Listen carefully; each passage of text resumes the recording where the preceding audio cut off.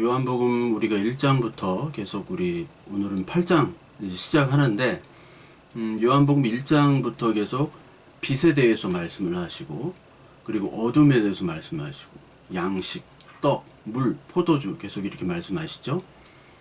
그래서 빛과 어둠을 대조시키고, 또 물과 포도주, 그 율법과 또 복음, 그리고 나는 하늘로부터 온 산 떡이라고 계속 예수님께서 말씀하시죠. 그래서 가나의 혼인잔치, 니고데모, 그 수가성 여인, 그리고 어둠에 의해서 빛을 보지 못하는 눈 가려진 시각 장애인 이야기, 그리고 오늘 절기 이야기, 특히 오늘 초막절 절기를 이야기하면서 8장 가늠한 여인까지 오게 됐습니다. 그래서 전 시간은 이제 생수, 물에 대해서 얘기를 했고요. 이제 초막절 행사가 이제 끝나고 나서의 사건이 바로 오늘 요한복음 8장 이야기입니다. 그러니까 초막절 때 이제 제사장들이 기온샘으로부터 온 실로암에 그 물을 퍼다가 제단에다가 막 뿌렸죠. 그 행사가 이제 7일 동안 계속해서 이어지게 됩니다. 그 7일 동안 계속 이어진 다음에 이제 초막절, 그 성경에 보면 초막절 시작 날에, 중간 날에, 초막절 끝난 날에 이렇게 성경에서 계속 나오거든요. 그러니까 초막절이 그동안 얼마나 중요했고, 그리고 초막절 처음, 중간, 끝날이 중요하는데 그 마지막 끝날이 있어요. 그게 8번째 날입니다. 그러니까 초막절 행사는 8일간이 지속이 되는데 7일간과 8일은 또 달라요. 8일은 7일간 동안은 이제 관제로 계속 드리죠. 관제는 물이나 포도주를 제단에 드리는 것을 관제라고 합니다. 그러니까 물을 퍼다가 계속 관제를 드리는 행사를 하다가 이제 맨 마지막 날은 올라잇을 해요. 그게 8째 날입니다. 올라잇, 우리가 뭐 크리스마스 전날, 이브날 올라잇하고, 지금은 안 하지만 그런 명절 전날 어떤 올라잇을 하거나 파티를 하거나 그런 거를 생각하시면 돼요. 그러니까 8째 날은 안식일, 즉 쉬는 날, 노동하지 않는 날로 정해놨습니다. 그게 레위기 23장에 나와요. 23장 36절에 보면 그 초막일 날을 노동하지 말라고 얘기를 해요. 그러면서 이 8일째 되는 날이 이제 클라이막스 날인데, 휘민이 아제레트라고 이 히브리 말로는 얘기합니다. 그래서 그 7일과 구분된 날이에요. 7일과. 우리가 흔히 7일째 안식일 날이고 8일째 할례를 하죠. 8일째 할례를 하는 것이 창조를 다시 한번 한다. 이제 너희들의 창조, 육체적인 창조가 아니라 이제 하나님 나라의 신앙의 창조, 그것을 상징하기 위해서 8번째 할례를, 그거를 8째 날로 구분해서 하는 것처럼 오늘 초막절 행사도 8째 날을 구분해서 쉬는 날, 노동하지 않도록 지킵니다. 그래서 8째 날에 올라잇 하면서 뭐를 하냐면 이들이 찬양을 합니다. 어떤 찬양을 하냐면 다 모여가지고 이때 당시는 그 8째 날에는 여자와 아이들까지도 참석이 가능했다고 기록이 나와요. 그래서 다 모여가지고 성전에서 죄사함을 받은 자는 복이 있다 이렇게 얘기를 하면서 헌신한 자, 어린아이, 노인 할 것 없이 다 죄사함을 받은 자가 복이 있다. 하나님이여 우리에게 죄의 수치를 돌리지 마소서, 이렇게 찬양을 했다고 합니다. 그래서 이렇게 찬양을 하고 나서 올라잇 하면서 행사를 마치게 돼요. 오늘 그 8장 처음에 보니까 예수는 감람산으로 가시다 아침에 다시 성전으로 오시니, 이런 말이 있습니다. 그러니까 예수님은 이 행사를 아마 참석하지 않았던 것 같아요. 그리고 예수님은 참석하지 않고 감람산, 주로 이제 성경에서 감람산에서 기도를 하시고 다시 성전으로 오시고, 그런 것들이 그 복음서에서 많이 나오거든요. 감람산은 늘 하나님과 교제하던 곳, 그리고 쉬시던 곳이 바로 감람산입니다. 지금 예루살렘에 가면 그 성전, 예루살렘 성벽 건너편이에요. 건너편 언덕.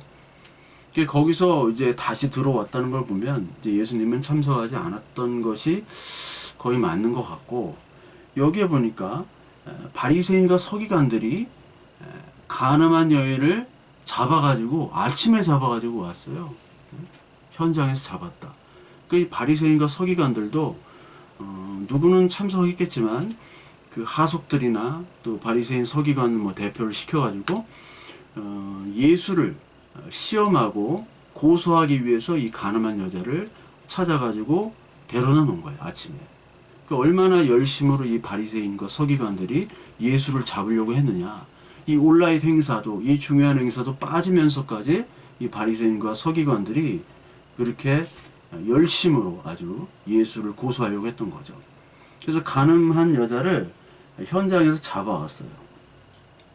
근데 상대방 남자는 잡아오지 않고 가늠한 여자만을 잡아왔죠. 그러니까 간음죄라는 것이 이제 레위기에도 나오고 신명기에 나오는데, 레위기 20장에도 나오고 신명기 22장에도 나오는데, 이 가늠한 여인일 때 간음죄, 특히 이제 간음죄는 대부분 이제 사형에 처해집니다. 돌로 찍혀가지고 죽게 되는데, 처녀가 아닐 경우 밝혀지면은 이제 돌로 쳐서 죽게 되고요. 그 상대방 남자도 돌로 쳐서 죽게 만듭니다. 그 약혼녀인데 간음을 했다 그러면은 역시 사형에 처해지고요. 만약에 강간을 당하는데 들판에서 소리 질러도 아무도 들을 경우가 없을 때는 죄를 용서해 주지만, 그렇지 않을 때는 이제 사형에 처해야 되는 거죠. 그래서 여기서 보면은 이 사형을 받을 만한 여인을 잡아가지고 온 거죠. 현장에서 잡았다. 물론 이때 당시는 로마 시대이기 때문에 직접 돌로 쳐서 죽일 어떤 권한은 없습니다. 로마 집권기이기 때문에. 그래서 로마에게 어떤 그 행정 명령, 그 경찰권 또 사법권, 행정권들이 다 로마에게 있기 때문에 이 이스라엘 백성들에게는 없는 거죠. 근데 이것을 심판할 수는 있어요. 이 여자는 하나님이 저주받은 여자, 그리고 간음자, 마땅히 죽어야 된다. 그래서 바리새인들이 이것들을 심판한 거죠. 그 여인은 아마 사형에 해당될 여자인데, 이 여자를 데려와가지고 예수한테 어떨 거냐라고 물어보는 거죠. 어떻게 하느냐. 그래서 현장에서 이 여자를 잡았는데 6절에 보니까 고소할 조건을 얻고자 하여 예수를 시험하리로라. 예수께서 몸을 굽히사 손가락으로 땅에 쓰신 이런 말이 있어요. 이 가늠한 자가 어떻게 할 거냐라는 의도가 바로 예수님을 고발하려고, 시험하려고 하는 거죠. 고발하고 시험하는 거는 주로 사탄, 뱀의 일이죠. 뱀의 일. 돌로 치라 예수님이 만약에 할 거면, 예수님이 그동안 사랑과 용서를 얘기했는데 어떻게 돌로 매정하게 쳐서 죽이라고 할 거냐. 만약에 용서하라면 이거 율법을 어기는 것이 아니야. 아니 메시아가 율법을 완성하러 온다는 네가, 하나님의 자녀, 하나님의 아들로 왔다는 네가 어떻게 율법을 어기느냐, 이렇게 하는 거죠. 그러니까 어떤 경우에도 다 죄를 뒤집어 쓰려고 하는 이 바리새인과 서기관들의 의도입니다. 그러니까 율법을 거역하는 자는 메시아가 아니다. 그리고 사랑과 용서가 없는 자도 메시아가 아니다라고 판단하려고 했던 거죠. 그러니까 돌로 쳐서 죽인다. 그리고 용서한다. 사실 이거는 같은 얘기입니다. 돌로 쳐서 죽인다. 그리고 용서한다. 돌로 쳐 죽여야지만이 이 죄가 사해지는 것이기 때문에 예수님께서 말한 이 율법과 사실 복음은 같은 거예요. 그렇죠? 율법은 공의를 얘기하고 또 복음은 하나님의 사랑과 용서, 은혜를 얘기하잖아요. 그러니까 이거는 사실 같은 겁니다. 율법의 고발로 말미암아 우리의 죄악들이 다 나타나고 하나님의 은혜와 사랑이 그대로 나타나는 것이죠. 그렇기 때문에 하나님의 은혜와 용서를 받을 수밖에 없는 것은, 아, 내가 이렇게 큰 죄인이구나 라는 것을 율법을 통해서 알므로 깨닫게 될 때만이 되는 것이기 때문에 율법에서 복음으로 건너가는, 그러니까 율법과 복음은 하나의 과정, 하나의 연속된 그런 과정, 그리고 하나의 연속된 하나님의 사랑과 하나님의 공의가 나타난 것이라고 봐야 돼요. 근데 이것들을 바리새인과 서기관들은 그렇게 보질 않았죠. 율법으로만 봤어요. 율법의 잣대로만. 율법과 복음은 동일한 것인데, 하나님이 율법을 주셨고 하나님이 복음을 주셨는데, 나는 율법을 가지고 있다, 난 율법을 행한다, 나는 고로 의인이다, 그걸로 예수 그리스도를 정죄하죠. 그러니까 사탄은 늘 정죄하고 심판하고, 그리고 지가 심판하는 거죠. 그리고 고소하고 참소하고 그런 겁니다. 스가랴서 3장 1절에 보면 그 대제사장 여호수아가 나오죠. 그 여호수아가 하나님 앞에 딱 섭니다. 근데 하나님 옆에 사탄이 있어요. 그 사탄이 대적하고 고소하는 사탄이 나오죠.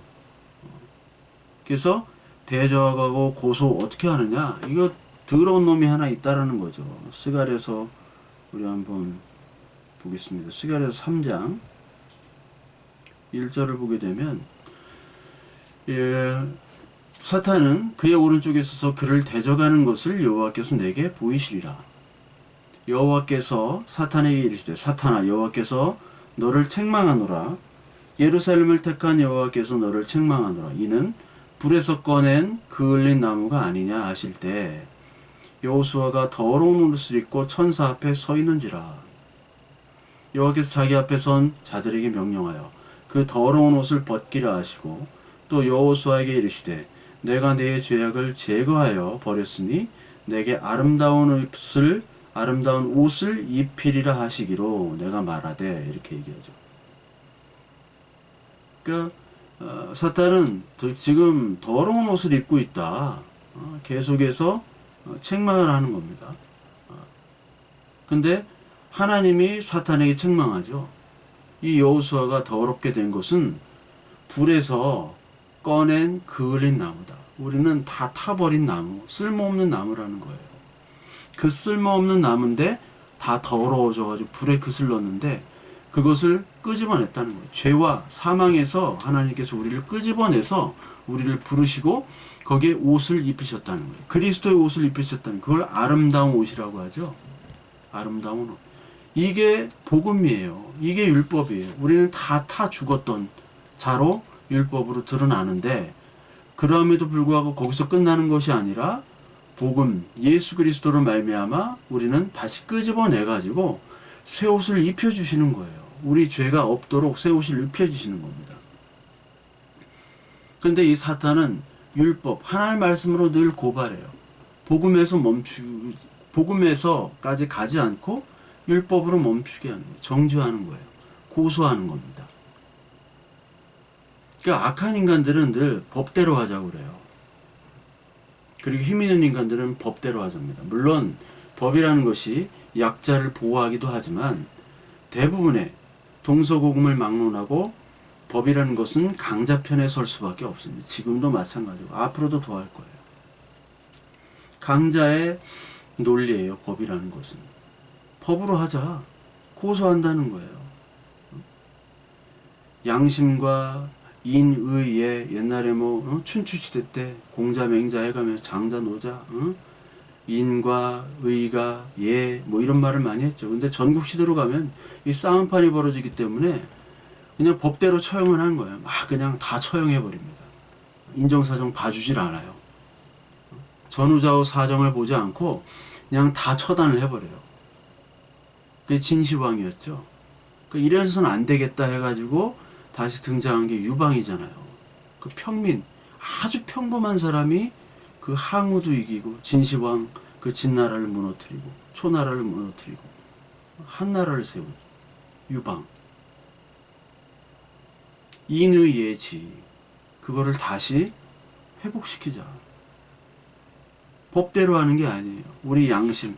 그래서 성문법보다 가장 성숙된 법은 관습법, 판례.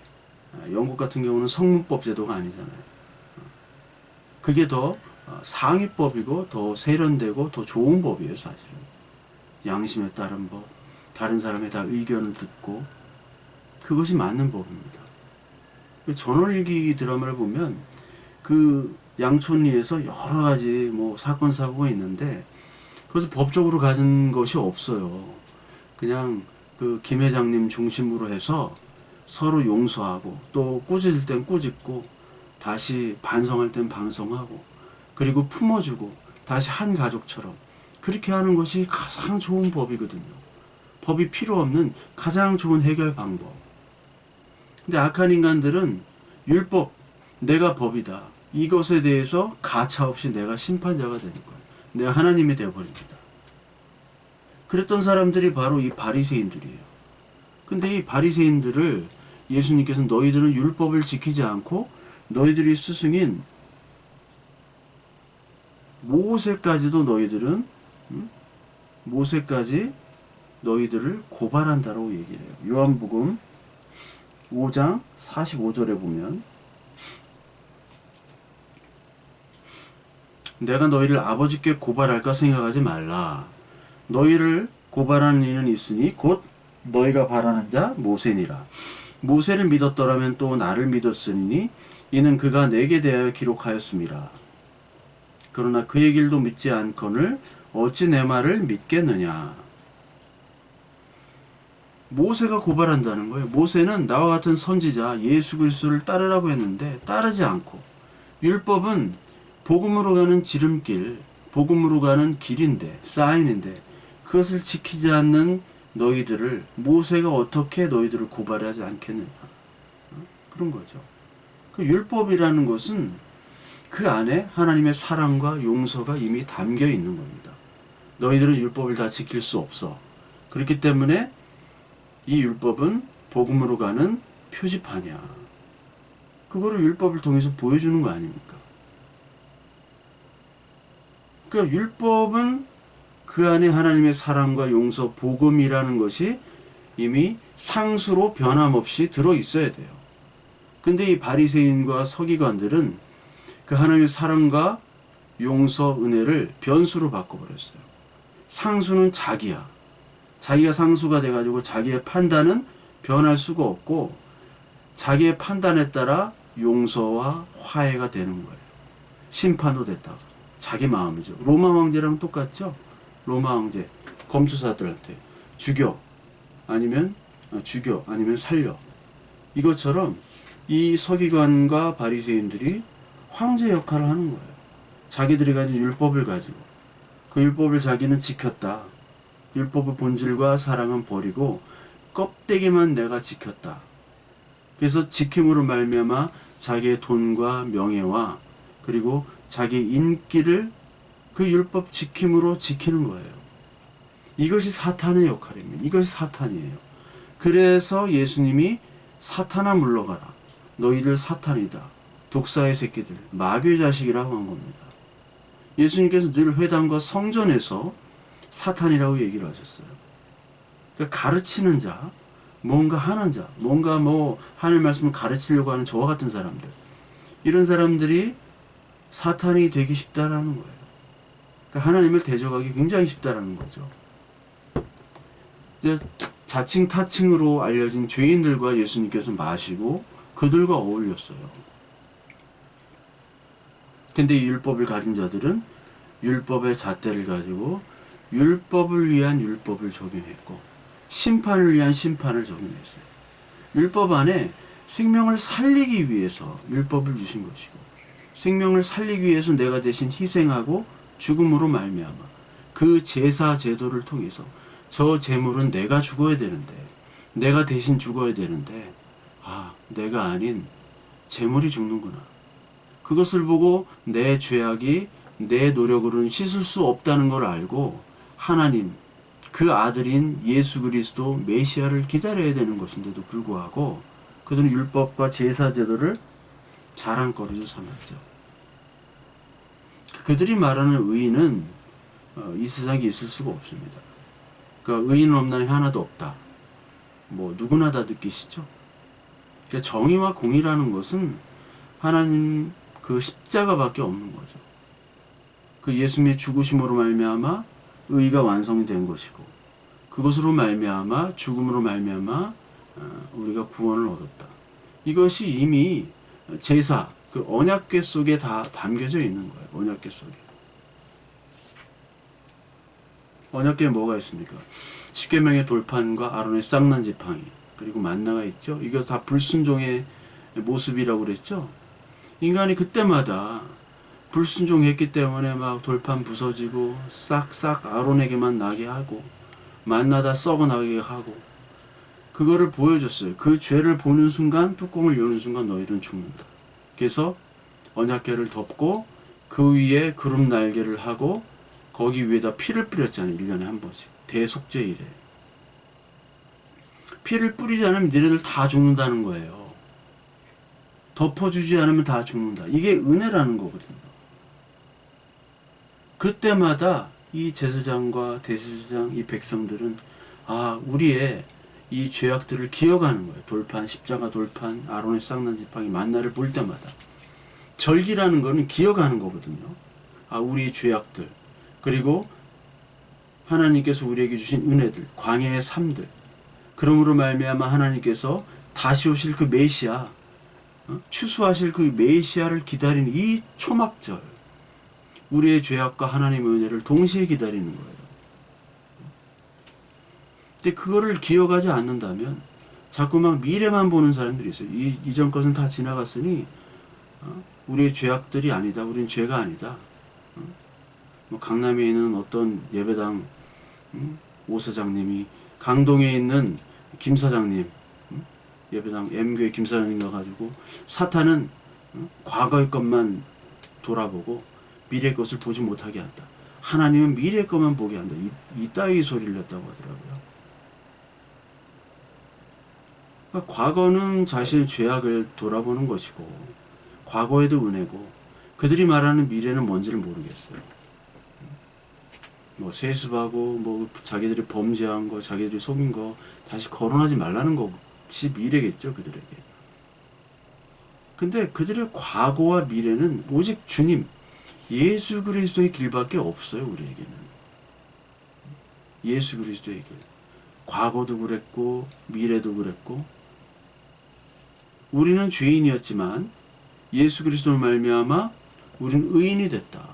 미래, 하나님 나라를 기다리는 것밖에 우리가 미래가 뭐가 있습니까? 우리가 아무리 엄청난 재벌이 된다 하더라도, 엄청나게 건강하게 불로장생한다고 하더라도 우리의 마지막은 불확실한 미래, 불확실한 언제 죽을지 모르는 죽음이잖아요. 그것으로서 해방될 수 있는 것은 그리스도의 피, 복음밖에 없는 것이죠. 그 율법이라는 것은 그 과거 역사들, 절기, 모든 것들을 우리는 죄인임을 진단해 주는 거예요. 진단. 엑스레이를 찍어주고 너희는 죄인이야. 그렇기 때문에 그리스도의 은혜 복음밖에 치료약이 없어. 그것이 백신이야. 그 진단을 받는 겁니다. 근데 진단에서 이미 그 사람들은 거부를 해요. 나는 죄인 아니야. 난 이미 끝났어. 나는 정죄받을 수가 없어. 난 죄인 아니야. 나는 건강해. 예수님께서는 건강한 사람을 위해서 온 것이 아니라 병든 사람을 위해서 왔다고 얘기를 하셨죠. 병든 사람. 정상인 사람에게는 여러분 고통이 따르고요. 아픔이 따라요. 죽은 사람은 느낄 수가 있나요? 고통이 없어요. 여러분이 고통이 있고 아픔이 있다는 것은 살아있다라는 것, 정상이라는 겁니다. 근데 이 아픔을 인위적으로 치료하기 위해서 약을 쓸 때 문제가 되는 거예요. 마약. 여러분 바이엘사에서 만든 위대한 약이 두 가지가 있습니다. 하나는 아스피린이요. 그 하나는 헤로인이에요. 헤로인.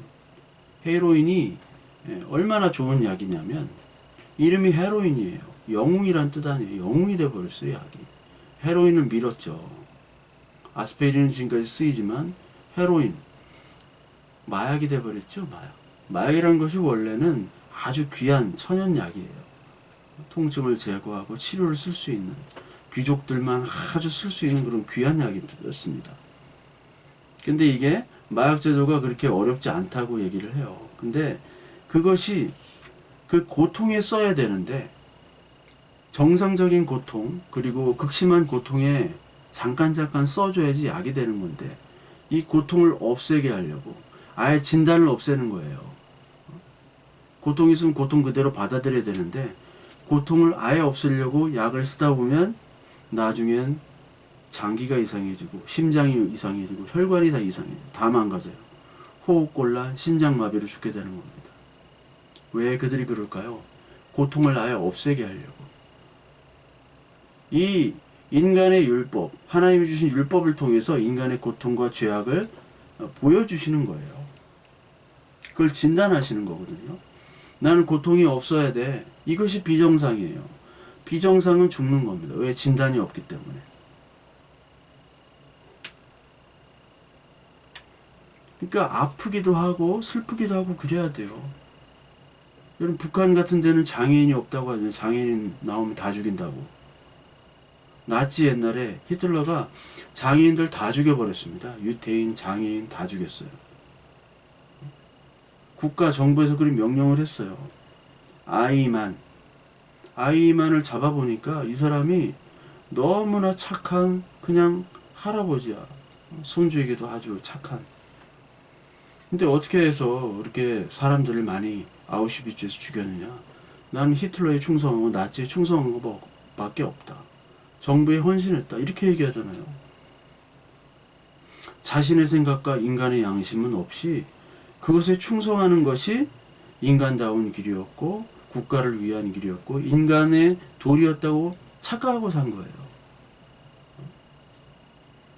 이런 아이만들이 교회에도 있습니다.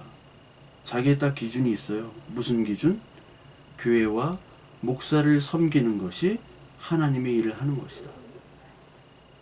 무조건 교회와 교회 예배당입니다. 교회가 아니라 예배당과 그 예배당 조직과 목사를 위해 섬기는 것.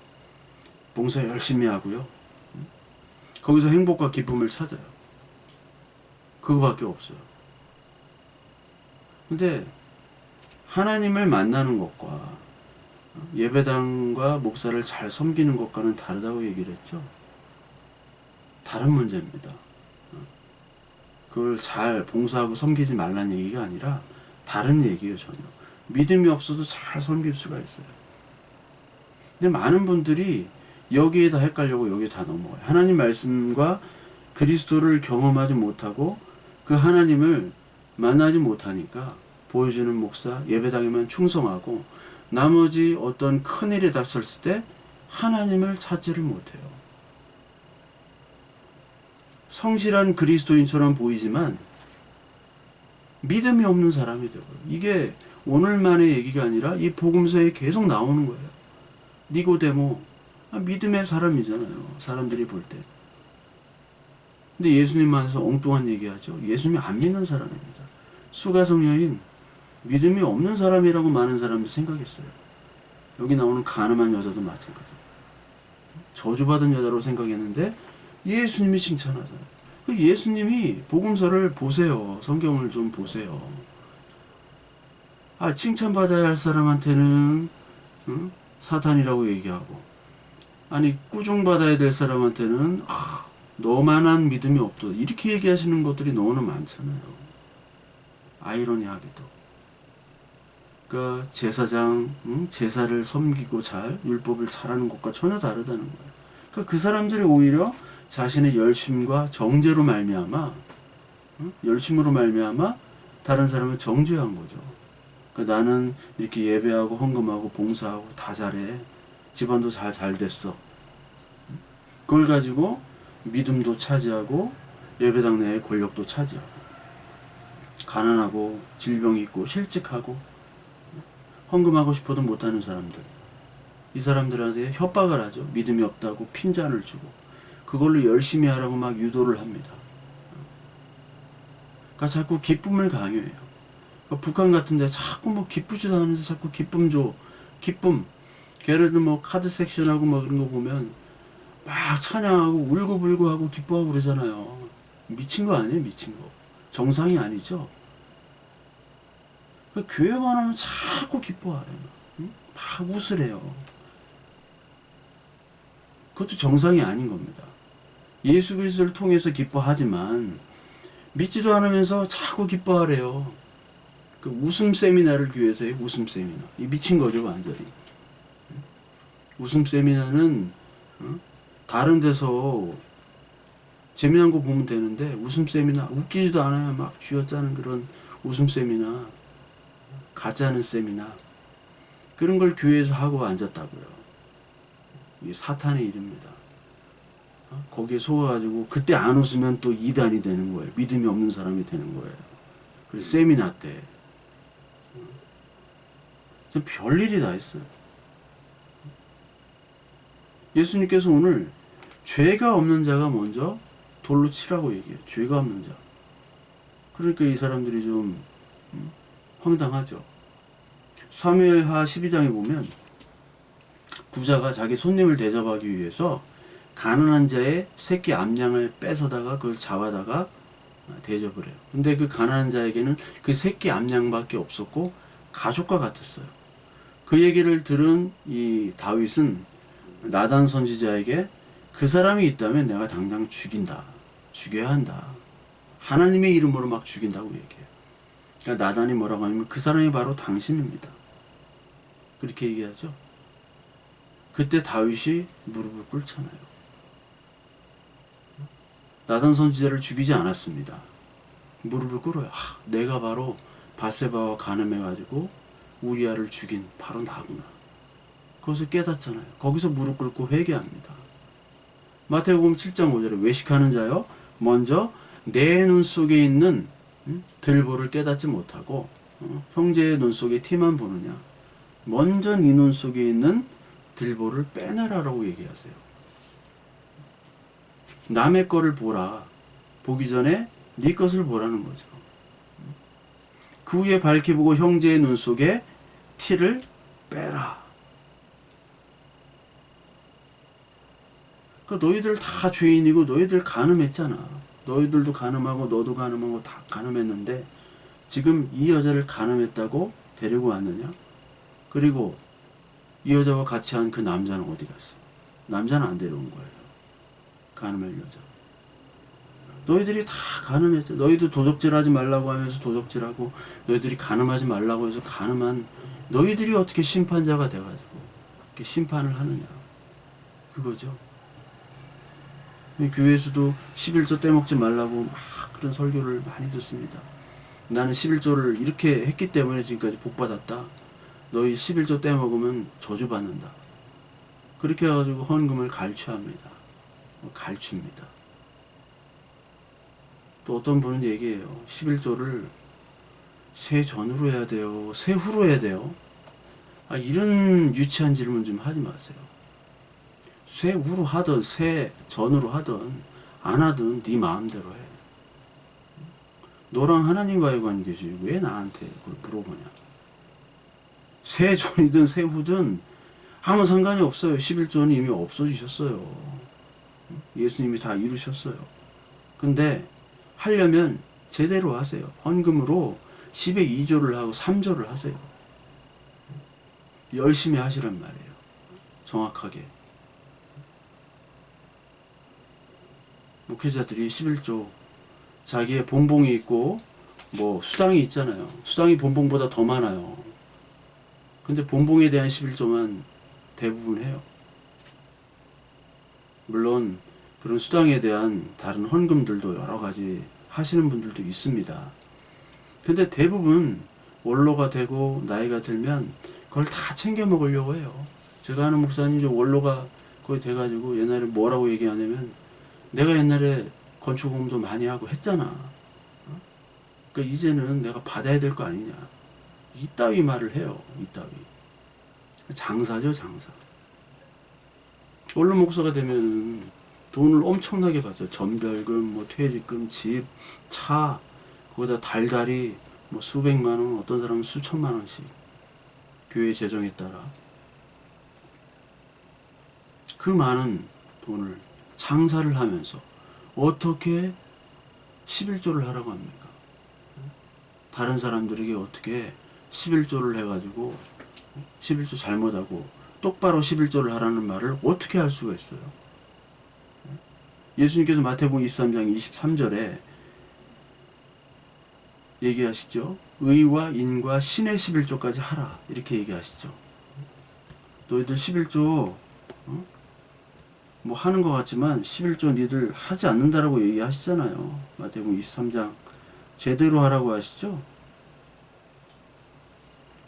화 있을 저 외식하는 서기관들과 바리새인들이여, 너희가 박하와 회양과 근처의 11조는 들이되 율법에 더 중한 바 정의와 긍휼과 믿음은 버렸도다. 그러나 이것도 행하고 저것도 버리지 말아야 할지니라. 이 신약에 나오는 유일한 그 11조에 관련된 예수님의 말씀이에요. 그러니까 박하, 회양, 근체 이런 그 자잘한 11조까지도 하라는 거예요. 근데 그 11조보다 더 중한 바, 율법에 더 중한 바는 바로 긍휼, 정의, 믿음. 옛날에 의인, 신이라고 얘기했어요. 의인, 신. 의인, 신은 뭐예요? 예수 그리스도를 얘기하는 거죠. 율법보다 더 중요한 11조 그걸 하면 그 나머지 11조들은 저절로 이루어지는 거라는 말씀이에요. 11조도 쪄먹지 말고 하고 봉사도 하고 뭐 여러 가지 이런 말씀이 아니에요. 너무 유치하게 자꾸 해석하지 마시고요. 물론 헌금을 하라는 겁니다. 헌금해요. 연보로 헌금을 해야 되는 겁니다. 여러분 11조가 없어졌지만 헌금은 당연히 있는 거예요. 오히려 11조보다 더한 하나님의 사랑으로 자발적인 그 11조, 자발적인 11조는요 여러분 10분의 1이 아니에요. 그 더 무서운 겁니다. 더 많은 헌신과 더 많은 헌금과 더 많은 우리의 땀을 하나님께서 요구하고 계세요. 그 인과 의와 신, 정의와 긍휼과 믿음의 11조를 하게 되면 그 나머지 돈에 대한 그런 11조는 당연하게 이루어지는 거예요. 헌금으로, 자발적인 사랑의 기쁨으로. 아버지가 돌아가시는데 아버지 치료를 위해서 헌신하잖아요. 그것처럼 아버지의 사랑, 아버지의 은혜를 위해서 나의 그 작은 돈, 그 우리가 하나님의 헌금으로 드릴 수 있잖아요. 그게 바로 믿음의 관계인데 이 의와 인과 신이 먼저라는 거예요. 이게 될 때는 자동으로 된다는 겁니다. 그 11조 얘기는 하려면 제대로 하던가 이론 한 장 띄지 말던가 그러면서 동시에 예수 그리스도의 믿음 이게 있는 사람은 11조를 얘기를 하세요. 정죄하고 근데 이론 한 장 틀리지 않게 하지 않으면서 믿음도 없으면서 그 11조 얘기는 절대로 해서는 안 됩니다. 그 하면 할수록 하나님께 죄가 쌓여요. 그건 하나님이 그를 심판할 겁니다. 죄인이 죄인을 어떻게 심판하냐고 그러죠. 예수님은 너희는 죄인이다. 심판은 내가 하는 거야. 그 율법이라는 것 자체가 너희들 왜 생겼느냐? 율법 왜 너희들이 지키고 근데 왜 율법을 내가 너희들한테 줬지? 그건 니들이 죄를 범했기 때문에 내가 율법을 준 거야. 갈라디아서 3장 19절에 율법은 범법함으로 더해진 것이라. 범법함으로. 그러니까 죄가 없었다면 율법은 없었던 거예요. 그러니까 우리의 원인으로 말미암아 율법이 생긴 겁니다. 약속하신 자손이 오기까지 있을 것이죠. 율법은. 그러니까 예수님이 오시기 전까지만 율법이 있는 거예요. 우리 같은 이방인들은 율법 자체가 모르는 거고. 그 그리스도 율법을 하나님께서 주신 율법을 잘 지키고 계속 지킨다는 것은 너희가 죄인이란 뜻입니다. 왜? 죄가 있었기 때문에 율법이 오는 거기 때문에. 그러니까 내가 율법을 잘 지킨다. 이것이 자랑이 될 수 없는 게 율법을 잘 지키는 것 자체가 이해가 되시죠? 율법을 잘 지키는 것 자체가 너희가 아직 죄인에서 벗어나지 못하는 거예요. 아무리 잘 지킨다 하더라도 그 죄를 해결할 수 없다라는 겁니다. 이스라엘의 역사를 보세요. 다 죄의 역사, 불순종의 역사잖아요. 이스라엘은 한 번도 하나님의 순종한 적이 거의 없어요. 다 불순종했어요. 다른 이방신까지 끄드려가지고. 근데 다른 이방 나라들은요, 자기 신은 배반을 안 했다고 했잖아, 하나님이. 배반 안 했어요. 이스라엘만 배반했단 말이에요, 자기 신을. 이렇게 나쁜 사람이 어디 있어요? 그럼에도 불구하고 하나님은 그들에게 용서를 했어요. 물론 심판하고 용서를 한 겁니다. 근데 이걸 깨닫지 못하는 사람들은 오늘 이 가늠한 여인을 불러다가 세상의 영역처럼 심판하는 거예요. 내가 지금 율법을 가지고 있고 힘이 있고 내가 너를 정죄할 권리가 있는 내가 하나님이니까 너를 심판하겠다. 이게 세상의 영역이죠. 세상의 영역은 죄인이 죄인을 심판하는 거예요. 죄인들끼리 이 죄인의 관점으로 이 세상, 육적인 관점에서 타인과 세상을 바라보는 게 이 세상의 영역이에요. 그래서 힘있고 돈 있고 빼기는 사람이 죄와 용서와 구원을 얘기합니다. 이런 게 죄고, 이러려면 용서는 이렇게 힘센 사람이 해야 되고, 그리고 구원은 바로 내가 구원을 줄 수 있는 거야. 근데 하나님 나라 영역은 완전히 뒤집히죠. 이것이 완전히 뒤집혀요. 하나님 나라 예수 그리스도의 관점에서 이 세상과 이 모든 사람들을 바라보게 됩니다. 거기서 죄와 용서와 구원이 나와요. 예수 그리스도의 죽으심으로 죄와 용서와 구원이 나옵니다. 율법을 봤을 때 너희들은 다 죄야. 너희들 다 죄인이. 하나님을 떠났어. 믿음이 없어. 믿음 없이 하는 건 다 죄고 교만하고 용서받을 수가 없어. 그러나 유일하게 할 수 있는 구원의 방법은 예수 그리스도의 죽으심. 그리고 너희들이 이 땅에서 그 죽으심으로 말미암아 털려 나가야 돼. 네 맘대로 열심히 하는 것, 이건 지옥행이야. 하나님 나라 영역에서는 그렇게 말씀하고 계시는 거예요. 그래서 죄 없는 자가 돌로 치라. 하나님 판단할 때 모두 죄인이죠. 죄 없는 자. 이게 하나님 관점에서 심판하시는 겁니다. 하나님 관점에서. 그러면서 손가락으로 뭘 쓰세요. 손가락으로. 뭘 쓰시고 또 이 말씀을 듣고 양심의 가책을 받아가지고 사람들이 다 떠나가죠. 그리고 여자만 남습니다. 그러니까 하나님께서 이제 손가락으로 뭔가 기록한 것들이 십계명 돌판을 하나님이 기록하셨고, 또 벨사살 왕, 다니엘서 나오는 벨사살 왕 그때 바벨론 벨사살 왕 그때 메네메네 대겔 우바르신, 넌 이제 저울에 달아보니까 넌 함량 미달이야. 그렇게 하나님이 손가락이 나와가지고 벽에다 쓰죠. 그러니까 손가락이 나와서 벽에 쓰고 어떤 직접 하나님이 기록한다는 것은, 이것은 심판에 관련된 겁니다. 심판 상징. 그리고 너에 대한 평가예요. 네가 어느 정도인지, 네가 인간은 어느 정도인지 그 본질을 얘기하고 계시는 거예요. 그러면서 동시에 너로서는 해결될 수 없으니 하나님만이 이것들을 해결할 수 있다는 것을 보여주는 거예요.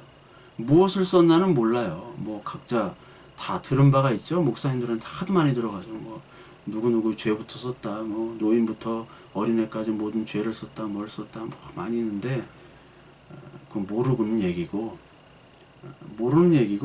아까 처음에 그 축제 때, 그 8째 날 때 죄 사함을 받은 자 복이 있다라는 그 찬양을 했다고 그랬죠.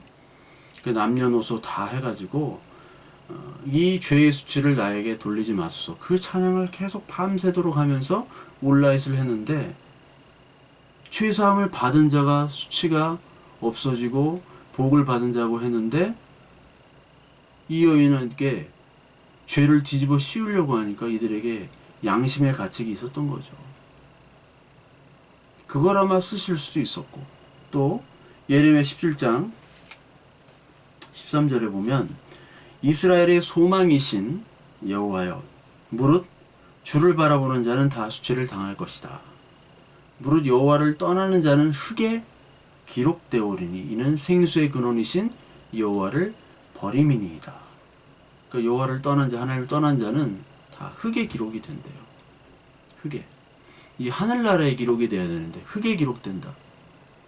지난 시간에 뱀이 흙을 먹으며 살잖아요. 흙에다 배를 깔고 다니잖아요. 그러니까 저주를 받은 자, 여호와를 떠난 자는 흙과 친해지는 거죠. 이 흙을 떠난, 흙에만 사는 자들은 세상의 관점, 흙의 관점으로 인간을 바라봐요. 지는 흙이 아니라고 생각하면서 다른 사람을 흙의 관점으로 다른 사람을 정죄하고 핍박하고 조롱합니다. 고소하는 거죠. 그래서 하나님은 아니야, 내가 이를 택했고, 아까 여호수아에게 얘기했던 것처럼 불쏘시개처럼 그 끌린 그들을 내가 불에서 내가 이끌어냈어. 불로 연단 받은 다음에 그 더러운 그런 모습을 내가 아름다운 옷으로 덮어주셨어. 그리스도의 옷으로 덮어줬다. 이제 사탄 너는 정죄할 수 없어. 정죄하는 네가 정죄를 받는 거야. 그것이 오늘 가늠한 여인과 예수 그리스도의 모습이에요. 이제 모든 사람이 다 떠나갔죠. 이제 부끄러워서 떠나갔습니다. 이제 하나님과 이 여인과의 독대예요. 독대. 여자여, 너를 고소하던 그들이 어디 있느냐? 너를 정죄하는 이가 없느냐? 그러니까 대답하여 주여 없나이다. 그렇게 얘기하죠. 정죄하던 자가 없어요. 하나님과 독대. 여러분, 야곱이 그 이스라엘을 낼 때 하나님과 독대를 하죠. 성경에서 독대 장면이 많이 나오죠. 신약에도 많이 나오고 구약에도 나오고. 그 중에 이제 야곱 사기꾼이었던 야곱이 하나님과 독대합니다. 에서를 만나기 전에 이 너무 두려운 거예요. 하나님과 독대를 하면서 그때 이제 환도뼈 미팅이 있죠. 환도뼈 소개팅. 하나님께서 오셨어요. 그래서 환도뼈를 치시죠. 율법의 진단 검사를 맡으니까 이 야곱은 죄 그리고 그 인생의 아픔과 고통이 있어요. 그랬죠. 바로에게도 얘기했지만 그 인생이 너무나 험악한 인생이었다. 마찬가지로 가늠한 여인 간통 걸린 이 여인도 똑같이 하나님과 독대합니다. 여기서 이 죄악들이 다 고백이 되는 거예요. 끌려왔을 때 정죄당한 나의 죄들이 스쳐 지나가면서 이 정죄가 갑자기 용서 죄 사함이 될 때 이 감격의 기쁨들. 야곱도 마찬가지로 하나님과 독대했을 때 자기의 죄악들이 주마등처럼 지나갔을 겁니다. 자기가 아버지 이삭을 속였죠. 이삭에 속일 때 형이 에서의 옷을 입고 거기다 털을 막 붙여가지고 속였어요. 그래서 에서를 피해서 도망갔더니 자기 외삼촌한테 그 야곱이 이제 속게 되죠. 그 야곱의 아들들에게 또 야곱이 또 속게 됩니다. 속고 속이죠. 근데 야곱의 아들 중에 유다는 또 자기 며느리 다말에게 또 속아요. 자꾸 속이는 역사입니다. 그 속일 때도 모두 사실은 하나님의 역사였던 거예요. 여기 환도뼈가 부러질 때 그때 임 엘로임이라는 그 히브리 말이 나와요. 하나님이 함께 했다는 뜻이에요. 이게 하나님을 이겼다 해가지고 그 야곱이 이스라엘이 되잖아요. 환도뼈가 부러지면서. 근데 네가 죄를 고백하고 그리고 회개하고 하나님을 붙잡았던 그 순간에 내가 함께 했고 환도뼈가 부러질 때도 내가 너와 함께 했다. 이제 너는 야곱이 아니라 사기꾼이 아니라 이제 이스라엘로 바뀌었다. 넌 이제 이스라엘이야. 아무도 정죄하지 못해. 그 얘기를 하는 겁니다. 정죄치 못하고 고소치 못하고. 정죄하고 고소하는 게 사탄이 이렇게 계시록에도 계속 나와요. 정죄하고 고소하는 것. 계속 고소합니다. 너는 하나님의 자녀가 아니야. 물론 하나님의 자녀가 아닌 자들도 있어요. 그냥 교회만 왔다 갔다 하고. 네가 간음 저질른 간통 죄인이지만 내가 정죄하지 않겠다. 대신 죄의 자백은 확실하게 하나님께 받습니다. 요한 1서 1장에 보면 하나님이 기뻐하시는 것이 있죠. 1장 8절을 보면 그가 빛 가운데 계신 것 같이 우리도 빛 가운데 행하면 우리가 서로 사귐이 있고 그 아들 예수의 피가 우리를 모든 죄에서 깨끗하게 하실 것이요 만일 우리가 우리 죄를 자백하면 그는 미쁘시고 의로우사 우리 죄를 사하시며 우리를 모든 불의에서 깨끗하게 하실 것이요 만일 우리가 범죄하지 아니하였다면 하나님을 거짓말하는 이로 만드는 것이니 또한 그의 말씀이 우리 속에 있지 아니하리라. 우리 죄를 자백하고 고백하는 것, 이것이 진리가 우리 안에 있는 증거요. 그리고 범죄했다는 우리의 고백이 하나님을 기뻐하신다고 하는 거예요. 그 율법의 진단이 반드시 거쳐야지 하나님과의 혼인잔치로 들어갈 수 있는 참 기쁨을 얻을 수 있는 겁니다. 환도뼈가 부러져야 돼요. 율법으로 말미암아 진단돼 가지고 환도뼈가 부러져야지 하나님의 복음, 하나님 나라의 기쁨에 들어가는 겁니다.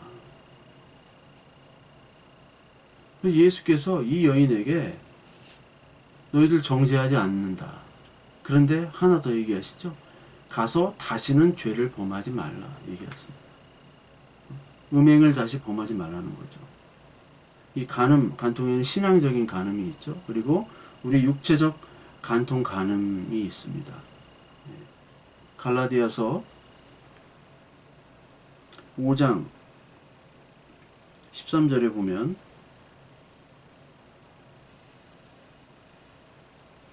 형제들아 너희가 자유를 위하여 부르심을 입었으나 그러나 그 자유로 육체의 기회를 삼지 말고 오직 사랑으로 서로 종노릇 하라. 그러니까 자유를 하나님이 주셨는데 그것을 육체의 기회로 막 방종하게 쓰지 말라는 겁니다. 음행하고 간통하고 이런 걸 하지 말라는 얘기죠. 그러면서 육체의 기회로 삼지 말라. 우리 사랑으로 서로 종노릇하라. 간음하지 말고 사랑하라는 얘기예요. 이 성경에서 계속 이 간음의 문제, 음행의 문제가 엄청나게 많이 나옵니다. 그 인간의 문제이기 때문에 인간의 가장 근본적인 문제가 먹고 자는 것과 음행의 문제. 이것이 가장 기본적인 인간의 욕구이기 때문에 그렇죠. 그것을 통해서 우리가 웃기도 하지만 울기도 하고 미워하기도 하고 심지어 죽이기도 하는 것이 바로 돈, 그리고 이성관계, 그리고 자기의 욕심들 이런 것들이 다 연관되어 있기 때문에 그래요. 십계명에서 나오고 다른 아내를 탐내지 말라. 이웃 간의 관계가 그렇게 많이 나오는 겁니다. 율법 레위기에서도 계속 나오고요. 특히 고린도전서 5장 6장 7절에 음행을 피하라는 얘기가 계속 나오죠. 고린도전서가 가장 유명했던 것이 바로 음행이었어요. 고린도전서. 고린도란 도시가 가장 유명했습니다. 로마 시대 때. 그 로마 자체가 그렇게 유명해요. 제가 그 폼페이 유적지를 예전에 20년 전에 가봤는데 뭐 거기에도 엄청나더라고요. 정말. 이 음행의 흔적들 그리고 이 그런 뭐 홍등가 이런 것들이 지금까지 딱 알 수 있게 보존이 돼 있어요. 야, 이 정도로 로마 시대 때 이랬구나. 아, 참 신기하기도 하고 그 문명 자체가 제가 생각했던 문명보다 엄청나게 발달된 문명. 쾌락, 향락이 엄청 넘쳤던 그런 로마 시대였단 말이죠. 그 베수비오가 터진 다음에 이것들이 다 이렇게 드러나고 발견되니까 아, 이게 진짜였구나. 그 고린도전서를 보면은 이런 음행들이 아, 이게 진짜 사실에 근거한 거구나 라는 거를 쉽게 알 수가 있습니다. 계속 음행을 피하라는 말이 계속 고린도서 5장, 6장, 7절에 나와요. 실제적인 것들. 다시는 범하지 말라. 우상에 가는 뿐만 아니라 몸에 저지르는 범죄들을 우리가 특히 조심하라고 성경에서는 분명히 얘기를 하십니다. 여기에 자유로울 수 있는 사람은 아무도 없죠. 우리는 다 그런 음행들, 다 우리들 간통하고 그런 것들이 우리들 삶 속에 있고 우리들 마음 속에 있습니다. 그래서 우리가 이제 눈으로 그리고 귀로 우리가 하나님의 말씀을 듣고 만족하고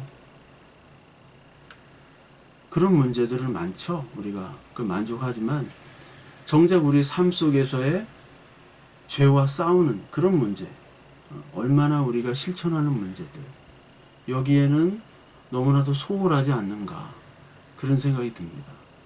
하나님께서 오늘 이 여인에게 이제 정죄하지 않는다, 그러니까 가서 다시 죄를 범하지 말라, 이 말씀을 속에서 우리들 이 말씀을 기억하면서 우리의 육체적인 이 자유를 방종이 쓰임 받지 않도록 우리 스스로 몸을 쳐서 복종하는 그런 우리의 실천도 우리가 반드시 필요하고, 그것을 위해서 우리가 기도하면서 우리의 몸을 치며 서로 격려하는 그런 우리들 되기를 간절히 소망합니다.